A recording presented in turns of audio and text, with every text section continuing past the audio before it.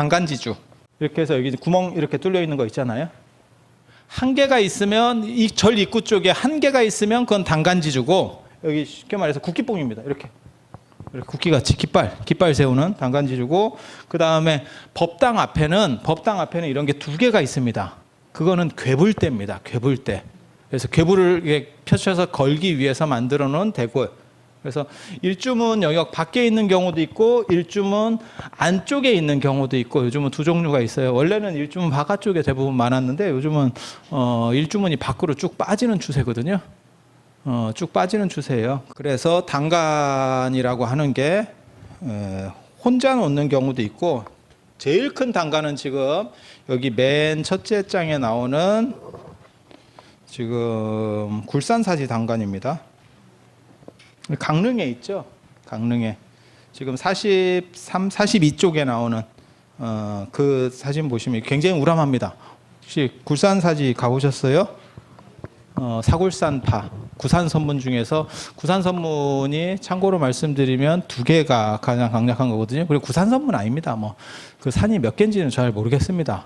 확인되는 거는 13개 이상 나옵니다. 근데 그 중에서 9라고 하는 숫자가 가득 많이라는 뜻이에요. 그래서 이제 9라고 하는 숫자를 차용해서 우리가 그냥 구산선문 이렇게 하는 건데, 그 선문의 특징들도 그렇게까지 뚜렷하지 않아요.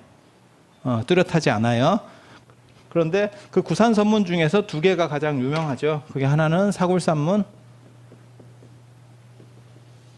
하나는 가지산문.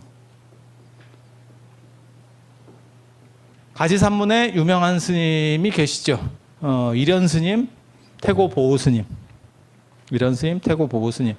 그리고 사굴산문에도 또 유명한 스님이 두 분 계시죠. 하나는 보조 진울 스님, 하나는 나옹 스님. 그래서 이 두 파가 사실은 어떻게 보면 구산선문의 주류라고 보시면 되고요. 그래서 이 단간이라고 하는 게 두 가지 문화가 있어요. 두 가지 문화가 있어요. 하나는 하나를 세우는 게 있고, 중국 가면 입구에도 쌍단간을 세웁니다. 쌍단간을 세웁니다. 이렇게 똑같은 걸 두 개를 세워요. 법당 앞에가 아니고 절 입구에도. 그래서 중국 단간은 쌍단간이고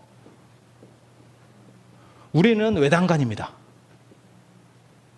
요걸 당이라고 그러고요. 요 깃발 거는 이 깃봉을 당이라고 그러고, 이거를 단간지주, 이걸 단간이라고 그러고요. 당에, 그러니까 여기에 깃발을 다는 거거든요. 이걸 당, 요거는 당을 깃대를 이렇게 세우는 간지대, 기둥.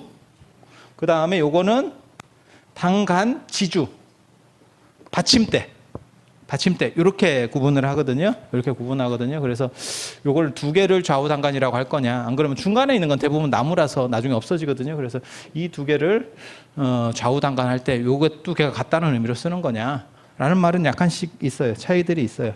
그래서 약간 불투명한데 우리는 아무튼 외단간 문화예요. 쌍단간을 쓰지는 않습니다. 이 단간 문화는 지금 딱 이렇게 하는 거예요. 여기다 도르래 해가지고 여기다 깃발 해서 이게 어떤 종파를 상징할 때 쓰기도 하고, 간판입니다. 간판. 종파를 상징할 때 쓰기도 하고, 또 어떤 때는 저기서 어떤 법회 같은 거 한다고 할 때 이렇게 내려가지고 게시를 해주기도 하고, 뭐 그런 용도로 써요. 그리고 이거는 중앙아시아 문화입니다. 정확하게 말하면 중앙아시아 문화예요. 중앙아시아에 솥대 문화가 있어요. 솥대 세우는 데가 소도원고는 아시죠? 거기 보면 소도에 대한 표현을 보면 삼국지 위지 동의전에 보면 뭐라고 나오냐면 소도에다가 깃대를 길게 세워가지고 거기다가 북 같은 걸 단다. 잎 대목해서 북을 단다라고 하는 게 있어요. 저기에 이제 새만 붙이면 솥대가 되는 거고, 그래서 솥대하고 소도하고 아마 마찬가지일 거다. 지금 그렇게 소도가 신성한 지역이잖아요. 소도가. 그리고 거기를 표시하는 앞에 장대가 있는 거예요. 장대가. 그래서 이게 나중에 단간 문화로. 왜 우리에게는 샤머니즘 전통이 있고 그것이 불교 이전에 있다가 불교가 그 자리로 들어가게 되는 거거든요. 그래서 샤머니즘 문화에서 차용된 거예요. 저기서 또 출발하는 게 뭐가 있냐면, 이제 건당한다. 이게 당을 세운다는 뜻이거든요. 지금은 이제 법사를 정하는 걸 건당이라 하잖아요. 당을 세운다는 거는 뭐냐면 그 뒤 깨달은 사람이 있다라는 의미로 불교에서는 써요. 그러니까 종파나 그 다음에 이 뒤에가 신성지역이다라고 하는 의미로 쓸 때도 있고, 당을 세웠다는 거는 나는 깨달음을 얻어서 어느 정도 일가를 이루었으니까 와서 나에게 뭔가를 한번 도전해봐라 라고 할 때도 써요. 그래서 건당, 개당 뭐 이렇게. 예.